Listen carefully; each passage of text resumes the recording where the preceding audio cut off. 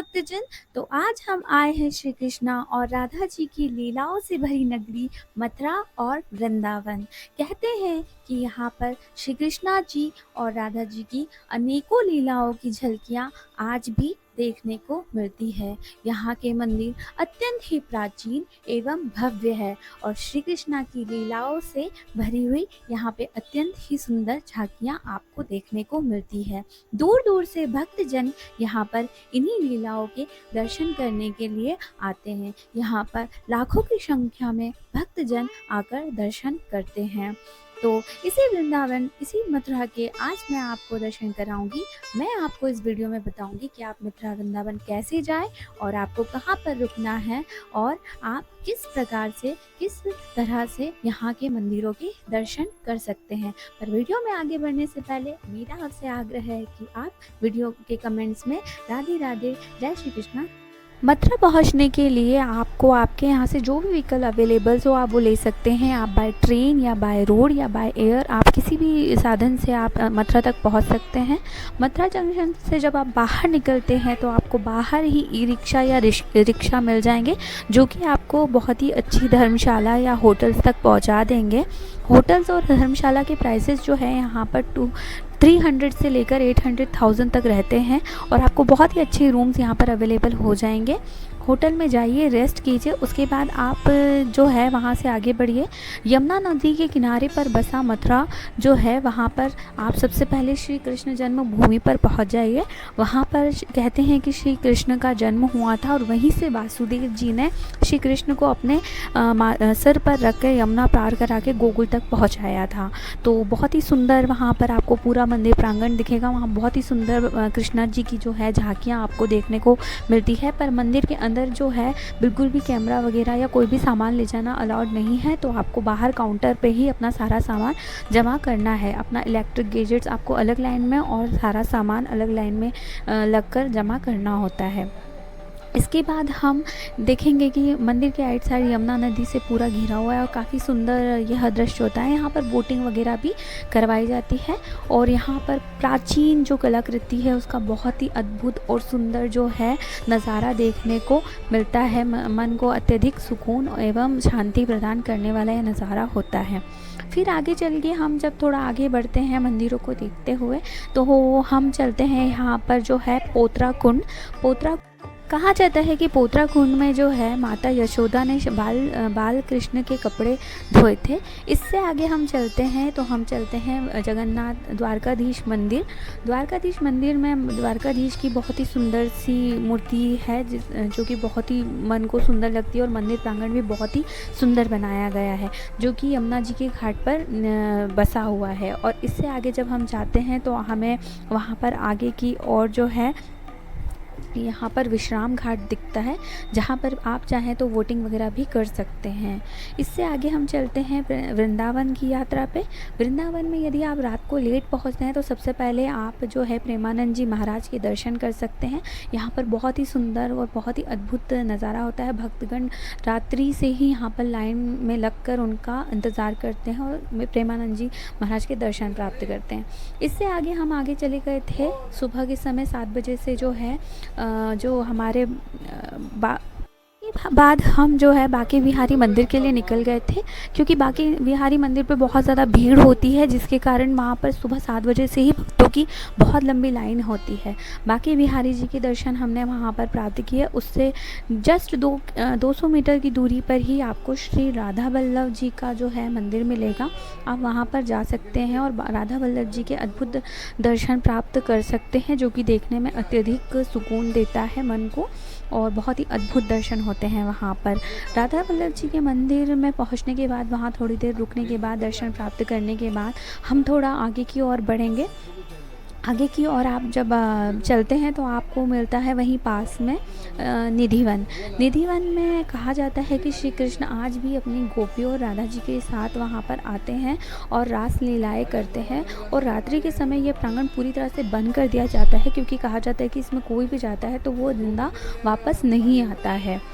इससे आगे हम जो है वृंदावन की गलियों से होते हुए एक भैया से मिलते हैं जिनके पास बहुत ही प्यारा सा छोटा सा मंकी था, जो कि बहुत ही प्यारी सी हरकतें कर रहा था। हमने उनसे बात भी की, हाँ, हमने उनसे पूछा कि ये क्या क्या करता है, तो बहुत ही प्यारी सी इसकी हरकतें लग रही थी। बहुत प्यारी सी ये मस्ती कर रहा था, जो कि दिखने में बहुत सुंदर और बहुत प्यारा था।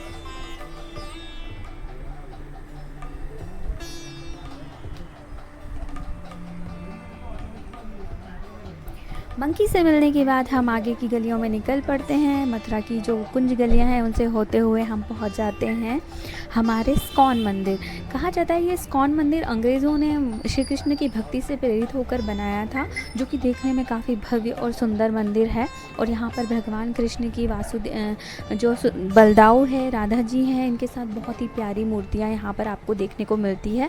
और बहुत ही मन को सुकून देने वाला यहाँ का पूरा एटमॉस्फेयर होता है, जो कि बहुत ही प्यारा लगता है।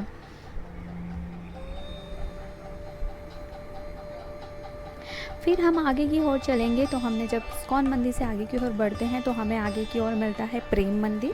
प्रेम मंदिर के आसपास भी आपको बहुत सारे धर्मशालाएं, होटल मिल जाएंगे जहां पर आप रुक भी सकते हैं। प्रेम मंदिर अपने आप में ही बहुत ही अनोखा है, क्योंकि यहाँ पर श्री कृष्णा की बहुत ही अद्भुत झांकियाँ देखने को मिलती है। और यह मंदिर बहुत ही सुंदर है, और ऐसा कहा मतलब रात में तो इसका नज़ारा जो है वो देखते ही बनता है। यहाँ की जो झांकियाँ हैं, यहाँ का जो एटमॉस्फेयर है काफ़ी अच्छा है और मन को काफ़ी सुकून देता है। और यहाँ का जो मंदिर प्रांगण है काफ़ी बड़ा है, तो यहाँ पर कई मात्रा में भक्तजन आ भी सकते हैं और यहाँ किसी तरह का कंजेस्टेड भी नहीं हो।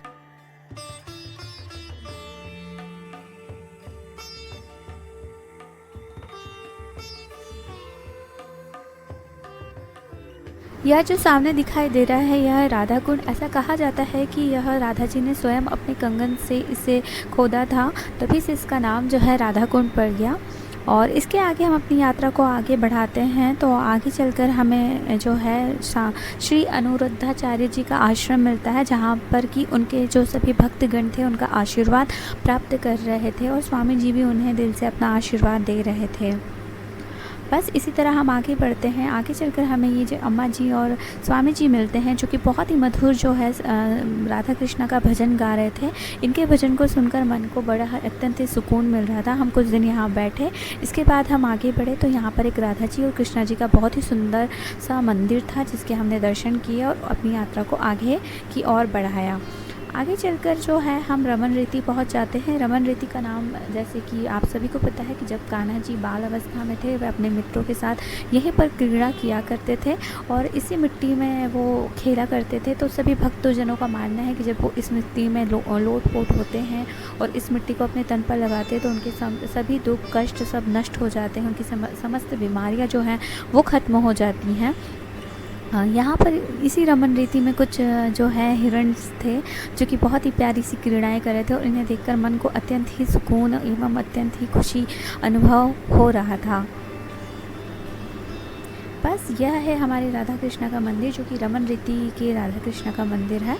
वहीं पर रमन रेती पर ही यह मंदिर है। यहाँ पर अम्मा जी बहुत ही सुंदर सा नृत्य कर रही थी अपने कृष्णा की भक्ति में मग्न होकर। तो दोस्तों ये जो आप सामने देख रहे हैं ये है गोकुल का ये जो पूरा महल और गौशाला जो है वो वहाँ का दृश्य है। यहाँ ऊपर से आप देखिए कि पूरा मथुरा और गोकुल किस प्रकार से नज़र आता है। यह ऊपर का व्यू है और नीचे जो है यहाँ पर एक गौशाला जो आपने सुनी होगी गोकुल में, वह गौशाला है ये।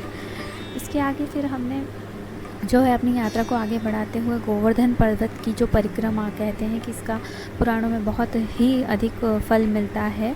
तो बस हमने भी जो है गोवर्धन पर्वत की जो है परिक्रमा लगाई और सच बताऊँ तो यहाँ पर आकर मन को इतनी ज़्यादा शांति, इतना ज़्यादा सुख प्राप्त हुआ और मतलब ऐसा लग रहा था जैसे हम साक्षात कृष्णा के धाम आ गए हैं, कृष्णा की नगरी आ गए हैं। क्योंकि जब प्रकृति के साथ आप कोई छेड़छाड़ नहीं करते हैं और उसे उसी स्वरूप में रहने देते हैं तो वो अत्यधिक आपके मन को सुकून एवं प्रसन्नता का अनुभव देती है। तो उसी तरह का अनुभव यहाँ पे था।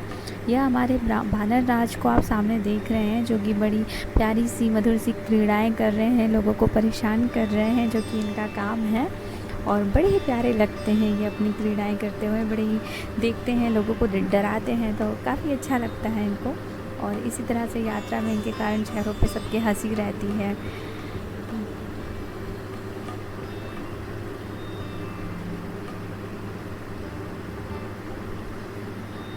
धीरे धीरे हम जब आगे बढ़ते हैं तो फिर हमारी जो है मथुरा वृंदावन की यह अंतिम यात्रा है। इसके पश्चात जो है हमारा मथुरा वृंदावन का जो सफ़र है वहाँ अपने अंतिम पड़ाव पर आ जाता है। कुछ समय के बाद जब हमारी गोवर्धन पर्वत की यात्रा संपन्न हो जाती है, हम विश्राम कर रहे थे तो वहीं पर कुछ मंकी जो थे हमें देख रहे थे, तो हमने उन्हें चने वगैरह डाले, जो कि वो ऐसे छीन रहे थे ना, मतलब देने के बावजूद भी वो छीनते हैं, उन्हें आदत है छीनने की, तो वो हाथ में से छीन रहे थे और बड़ी प्यारी प्यारी हरकतें कर रहे थे। उन्हें देखकर मन को बड़ी अत्यंत खुशी का अनुभव हो रहा था। तो दोस्तों, इसी तरह से हमारी जो मथुरा और वृंदावन की यात्रा है उसका समापन होता है। आप लोग भी ज़रूर मथुरा वृंदावन आए और इन सभी सुखद पलों का अनुभव करें। तो राधे राधे, जय श्री कृष्णा।